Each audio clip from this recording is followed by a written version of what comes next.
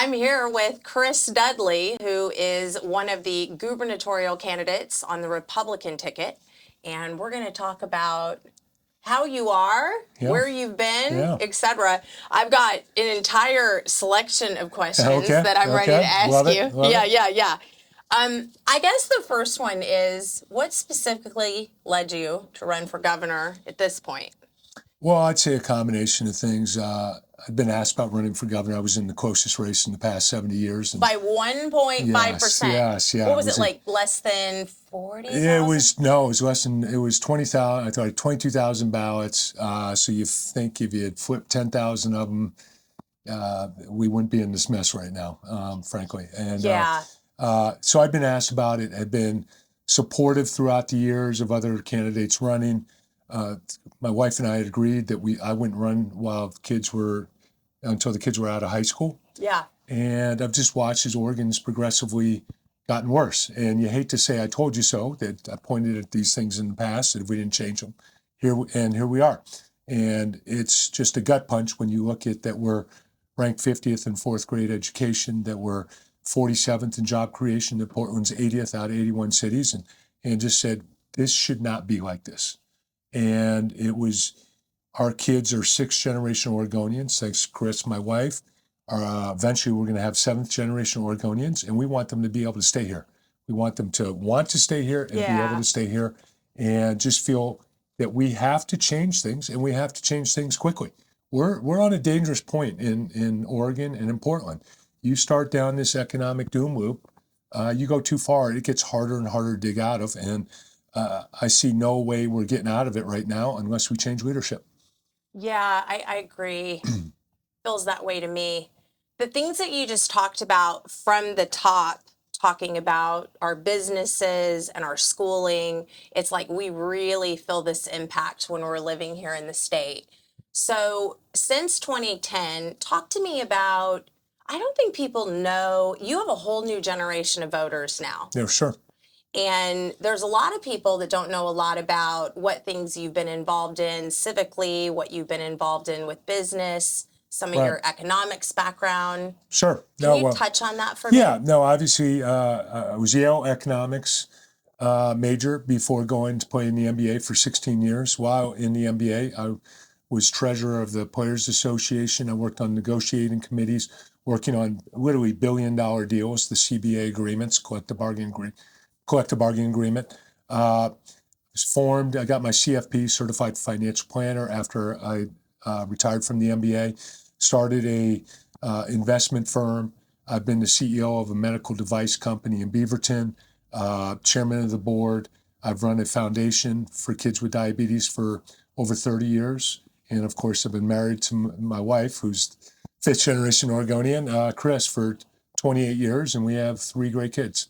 And your kids are working on your campaign with you? Yes, they are. Yes, they are. No, it's awesome. Which is funny, because they're the ones that your wife said, we need to be respectful of kids. And didn't ask. But now they're in. No, they jumped in. They're all in. And for example, Sam was field representative for Congressman Bentz for a couple years, so he has that great expertise. Charles is great with social media and doing things, and Emma's awesome with design, and so they've all jumped in, and really say, I'm running for them. I keep telling them, I'm running for you.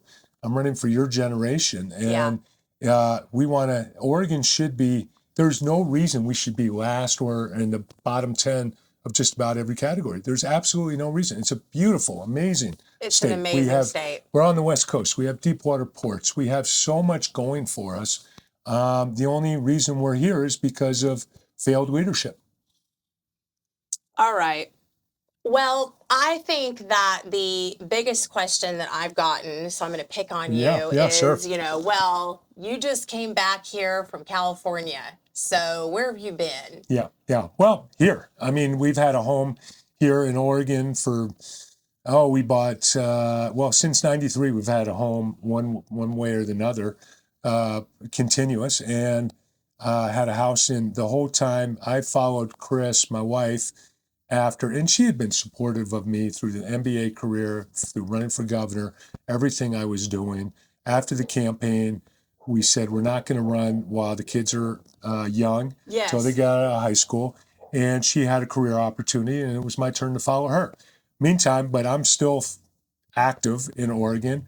I helped Dennis Richardson. I remember going to my storage container, rented storage, where I had all my policy docs and everything from my campaign, working with Dennis Richardson, hoping to get him elected, to Bud Pierce, working with Bud Pierce, to working with Newt Bueller, and even helping Christine. And so I've always been active behind the scenes. I've been working the last 6 years with keeping the Blazers in Portland, working on that, which is a huge issue, and will be It's going like forward. almost $700 million that the Moda Center and the Blazers bring to our region. Oh, it's huge, and Yeah. it would be a devastating blow to lose the Blazers. And then I've been all this time had the foundation here in Oregon, and I was CEO of a company here in Oregon as well. Great. Well, that clears that up, Yeah, doesn't it, yeah, Chris Dudley? yeah. So I would like to know what you see as I know you're going to pick education as one of them, but what you see as the biggest issues being faced in Oregon, and what you specifically see is how to improve those things. Well, the three areas that I'm focused on are education, economy, and livability, and they go hand in hand. So when I'm talking to business owners and saying, what do we need to improve? You might think, oh, their first answer is going to be taxes or regulations, and yeah, those are definitely part of them, and something we're going to look at. But the first one is, I need a qualified workforce. I need a place where families want to live and can afford to live. So education, livability, affordability, where there's safe streets so I can have employees where they want to be. Then it's do no more harm. Please stop the onslaught that comes out of every legislation of a new tax, new regulation, something that is detrimental to business. So do no more harm. Then it's let's examine all our taxes. We need to raise revenue, and we're going to have taxes, but they should be effective. They should be accomplished. They should be spent wisely. And look at that. And one of the areas I'm focused on, because Oregonians right now, over half of Oregonians are living month to month. And I went through that as a kid with my parents. I grew up, my family was educators. There was a time where I was stuffing cardboard in my shoes because I had hole in my shoes.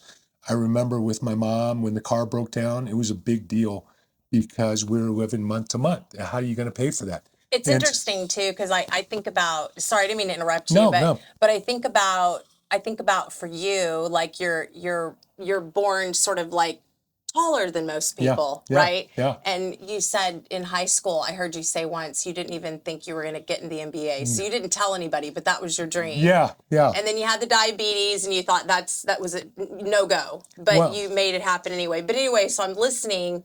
I just think people will have a hard time hearing a sort of, a poverty, like sort of like struggling story from you, but still it's part of your life experience. Well, and a lot of guys from the NBA, they're doing well now, and we came from diverse backgrounds, and that's part of this sports, to be able to be from diverse backgrounds and work together. And I was probably the only player to come in the NBA who had to pay off student loans coming in, and I was kind of what you mentioned was, I didn't make varsity till my senior year. I was a long shot. I had this dream of making the NBA, but I didn't share it because I wasn't necessarily, people might laugh at it. I was super skinny. And, I had a lot of dreams I never told people that I made happen. Yeah. So, but it drove me, and I worked harder and then just dove in. I felt like I was going to outwork everybody, and ended up making it to the league. And I was the first player to make it into the league with type 1 diabetes, something I was really proud of, and that was hard to do. And so I don't let big things stop me from accomplishing things. And, now my dream is Oregon, we can do so much. We can be a leader in this country. We used to be a leader instead of a follower. We should have high goals. We should say we're going to have top-notch education. We should go from 50th to first. We can do that. We can have a vibrant economy and still have it doesn't have to be either or, still have a great lifestyle where we take care of our environment, everything we have here. We should be able to have safe streets where you're comfortable walking down the street with your family. Those are all important. Yeah, it feels like in Oregon, at least for me right now, from my perspective at PDX Real, and also as a business owner and a resident in Portland, that most things that are happening from our government, it seems to be like we keep getting hit over the head with a hammer. Like every time I turn around, there's another regulation, there's another fee. Sometimes it doesn't affect me, but it's restaurant owners again, or it's another business tax, or it's something, they've maneuvered or changed, and then I don't even want to get started on what all the legislature is doing right now. Right. It's just like it's on and on. I wonder, like from the top down, from a governor perspective,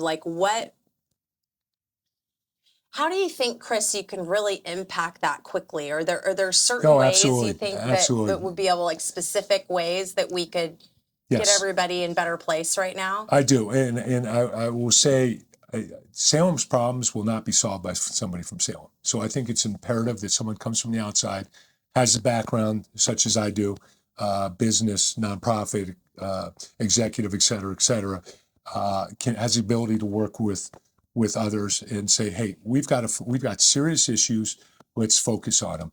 And there are solutions to all of these areas, which I'll get into. But you asked about, as governor, the powers that you have to make things, to change things. The immediate is you have the power of the pen. So the first thing is there will be no more harm coming to businesses in this regard, in that you can stop those onerous legislations that keep coming, those laws that keep coming through. You can stop that. You have the power of appointment. In the state of Oregon, and there's over close to 300 boards and commissions throughout the state of Oregon, there's nobody on one of those boards or commissions that has been appointed by a Republican. And it's not that we're trying to go from the far left to the far right. We just need to restore some balance here. So that we have all the voices of Oregonians everybody heard. Yes, because I don't want all the Republicans only heard, frankly. No. But to hear a balance and then be able to come up with how this works well, so that everyone is happy. Yeah, you need to be able to use your left side of your brain and your right side of the brain. You got to have both at the table. Right. You got to have both. And I believe that leadership is part empathy and part accountability. And I argue that right now we have neither.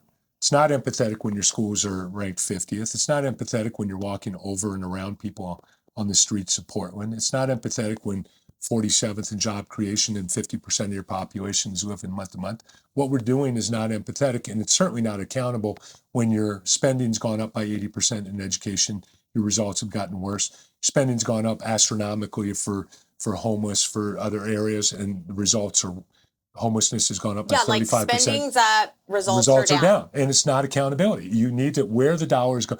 ODOT is a prime example. You need a complete audit of ODOT. Where are the dollars going? How do we use them more efficiently? We have to do that throughout government, and that's something, frankly, coming in with a business background, I think is important. You need somebody who understands balance sheets and understands cap table, understands where the dollars are going, how to look at that, and ROI. Where are the dollars being used effectively? Where are they not being used effectively? Let's reward those areas. Let's stop spending over here, and let's get the result. We need to demand results. I think Oregonians have shown that they're willing to pay some taxes, but there should be accountability. We should get results for those taxes, right? I mean, if you have one, you better have the other. And right now, we just have the high taxes. We don't have the results. Yep. Agreed. Okay, this will be fun. I won't time it. But in 30 seconds or less, why should Oregon voters choose you over other candidates in this race? Because I can win and I can change it. I think I'm the one candidate that can win the general election and change it. And we have to change it now. We cannot wait. We cannot go another 4 years down this same path. The timing is, we're starting on an economic doom loop here in Portland and in Oregon. And the time is right now to change it. And we need that outsider with expertise. I noticed we've kind of touched on it here, but I noticed you've kind of positioned yourself in the Republican primary as the moderate, the bridge builder. That's what I'm starting to hear. So, is that how you describe your positioning? I don't like labels. Never have. I've heard pragmatic, conservative. Whatever. It's the idea is get things done, to focus on the solutions, and I do think perhaps, and it's a problem. There's a reason there's never been a Speaker of the House that's been president. It's so often that it's so partisan, and we need to get away from that partisanship. So one thing I do believe is you don't convince people by calling them an idiot before you start the conversation. Yeah. You convince them by logic, by showing them there's a better path, and the results. And I think that's something that I have the ability to do, and the ability to win a general election and to be able to lead the state. You have to be able to talk to both sides, and that's something that's sorely lacking from everybody in Salem. With respect, yeah. Yeah, with respect, and Yeah. treat people with respect. And I think that's important. How do you think any strategy that you might have to win the Republican, because you've got the Republican primary, and then you would have after that the general. Do you think in some ways your strategy might change? No, one thing I'm consistent on, I will say the same thing in this room as I'll say in the next room as I'll say in the next room. I'm consistent in my messaging, and I'm no apology. I'm going to run a election or a campaign that I'm proud of, and I will be consistent. I don't like it when people act one way during the primary and act a different way in the general election. I think that's so inauthentic. If nothing else, I want to be authentic. People believe that I care about these issues, which I do, and I will say that in the primary as well as the general election. And I don't think it matters if you're a Republican, Democratic, Independent. We want good schools. We want jobs that are available. We want our kids to be able to afford to live where they grew up. We want safe streets. We want a solution for homelessness and addiction that comes from compassion and accountability. I think those are things that resonate across party lines. I do too. Yeah. Yeah, I can't argue with that. You're just spinning through all these. You're on fire. I feel like we're playing ball and I can't keep up. How do you think that this campaign differs from the 2010 run in terms of strategy? I talked to you a little bit messaging, or just feel like how do you feel about how it's different? Well, I'll start where it's similar. It's similar in that in 2000, when I ran before, it was a super minority in the House and the Senate like it is now. Republicans were down. Things hadn't been going well. And one of the first things I had to do was get the energy up and say there is a path. And that's what I'm doing right now, saying there is a path. This is winnable. I can win this election. And when I say I and we, it's because we as a movement. And I want lead a movement to say, Oregon, you deserve better. And I think what I'm seeing the difference would be in a positive way is that I would say more Democrats, independents are more united in the belief that it's not working. As I've traveled the state and gone to pretty much the four corner, I'm going all over the place. Two themes come out. One is the love of Oregon. We all love, there's a reason we live here. We love it. Most beautiful state in the country, so much to offer. Absolutely. So there's that sense of pride in our state. But then there's also, on the other hand, is it's not working. And that doesn't matter if it's Republican. It's inarguable. You can't argue that it's working right now. Nobody is saying it's working right now. And I think there's a even greater path to victory now than there was then in that regard. Mm-hmm. So a couple weeks ago, Kevin Dahlgren put out that he was out with you, and he said, I've been out, I knew, but you'd been out there, I think since June of last year, had many visits with him, I think prior to you even considering running for governor. Yeah. And during those times that you've been out with Kevin, I mean, it just sort of, it shook people like, wow, he's out there on the street with Dahlgren. Yeah. So can you talk to us about what you're learning or what you've learned and what you see and your feelings about what's going on? No, absolutely. And by the way, and I went with Kevin down to Wallace Park in Salem as well, and which is literally a mile from the Capitol. Yeah, it's like the largest homeless camp. It's literally at times feels like Mad Max. I mean, it's a tough environment, and I've gone out with Kevin a number of times, probably eight times, and without Kevin, with different people as well. And I don't need a camera every time I go. I mean, a lot of times it's to get information. I want to know. I want to talk to the people. I just think it's disingenuous when you talk about things and you don't talk to the people that you're talking involving. About. Yeah. I mean, it's just not whether it's education or whether it's homelessness. And I'll go down there and I'm telling the thing I've come away. One of them was we absolutely have to get what I'll call poison off our streets. And by poison, I'm talking about the things you do once, twice, 3 times may kill you or ruin you or do damage to your brain, literally ruin you for life. And I'm talking about the fentanyl. I'm talking about the tranq, the hard drugs that are out there. I don't think there should be anybody arguing. What's the argument that we should have fentanyl on our streets? I don't understand it. Literally, I'm with Kevin, and I'm talking with someone,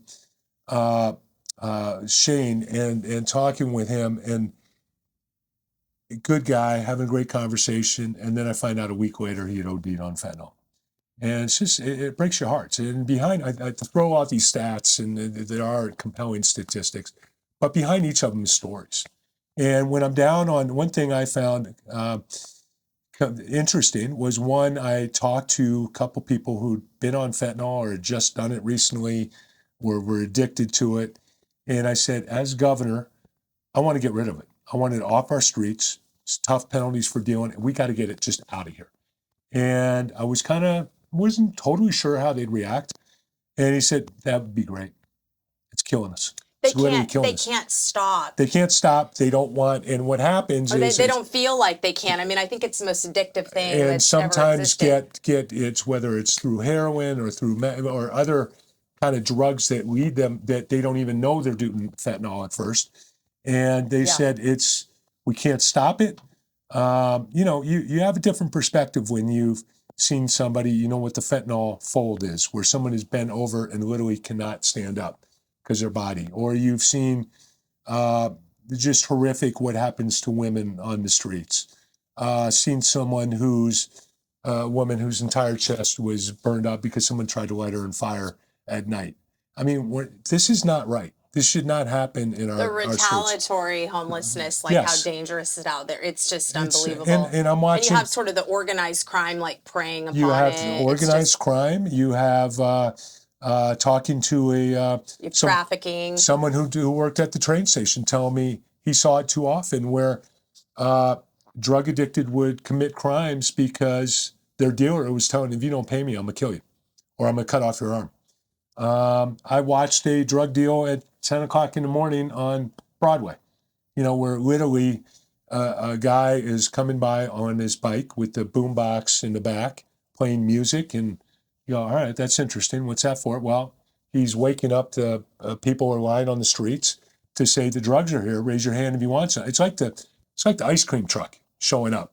I mean, it's ridiculous. And I watched a drug deal at 10 a.m. in the morning as someone got up. You can see it with your own eyes, yet nothing's being done. Nothing's being done. And if I can find it that quick, if I'm seeing it, and that wasn't the only one I saw many, it's like, what are we doing?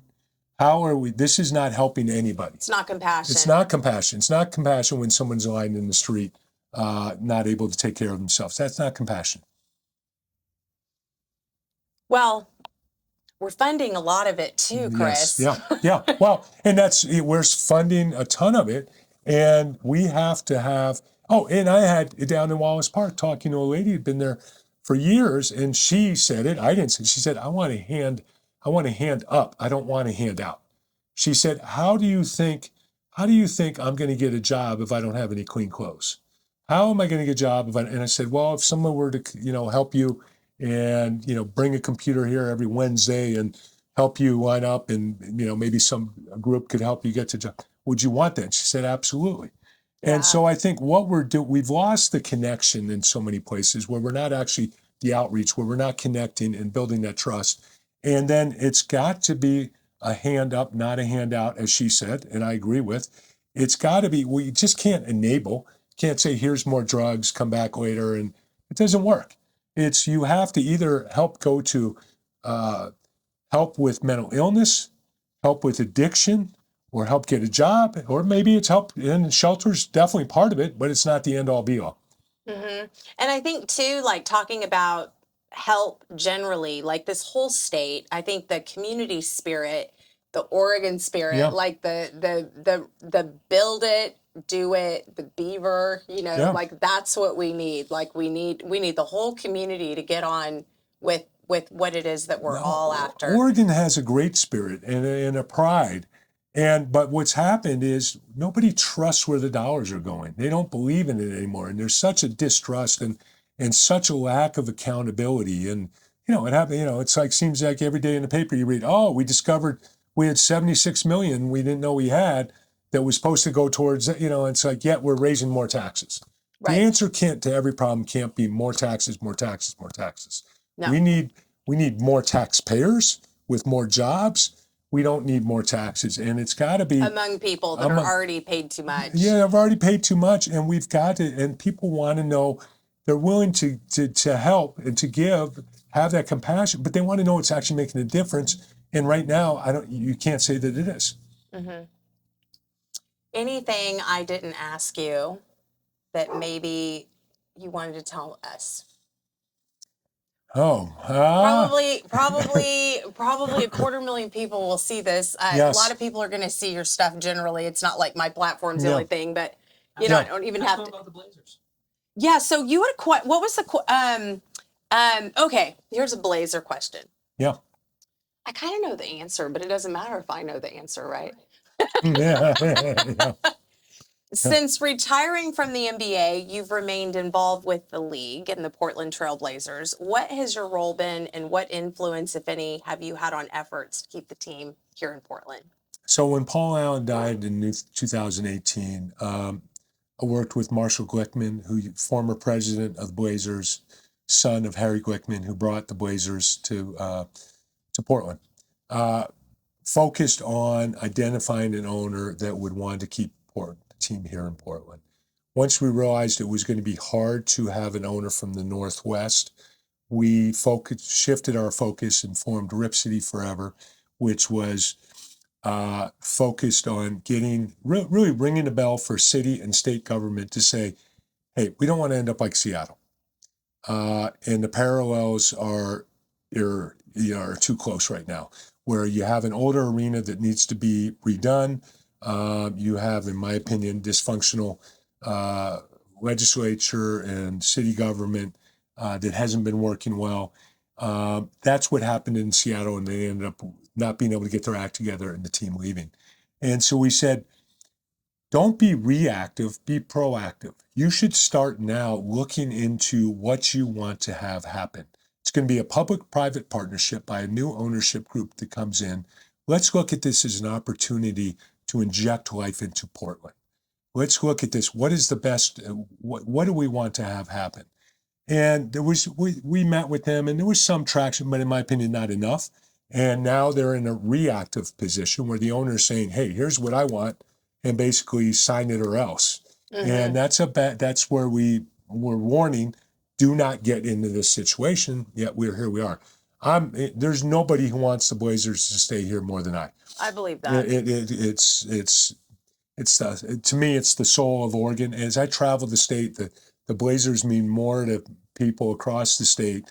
Bill Shonley did such a great job with that over the years, and others, and going back from Clyde and Terry and Buck in those years to now Dame and others.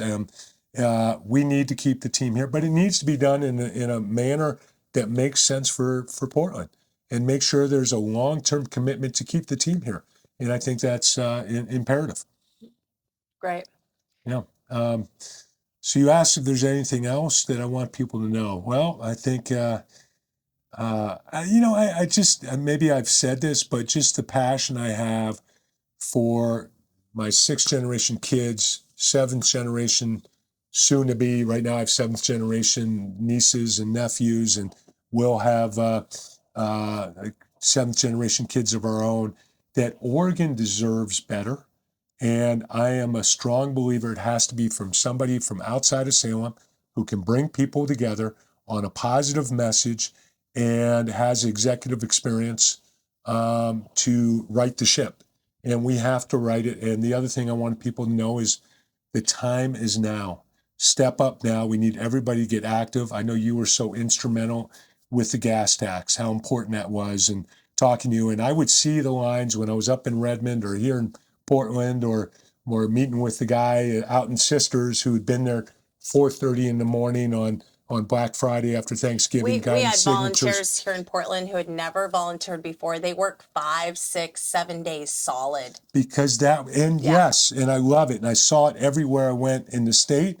And it didn't matter what party they were from or if they'd been active or not. Everybody, there was such energy because it was so. It's a chance to come together and be successful. And say, this is not how we want to be governed. Yes. We don't want a governor who passes an executive order right before, in the dead of night before Christmas, that raises ODOT's cost 20%, then doesn't talk to the other side throughout the whole process, goes to a special session, doesn't talk to the other side, forces it through, delays signing it for 35 days, as you know, and then says she's going to veto or repeal it.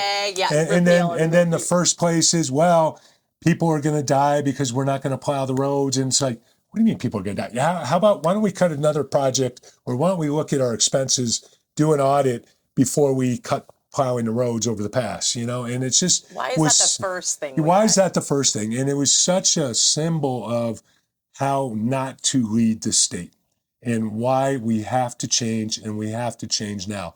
If you want to change the state, you got to change the governor, and we have to do so right now. Thank you, Chris. All right. Thank you. Yeah. Amazing. All right. Thank you.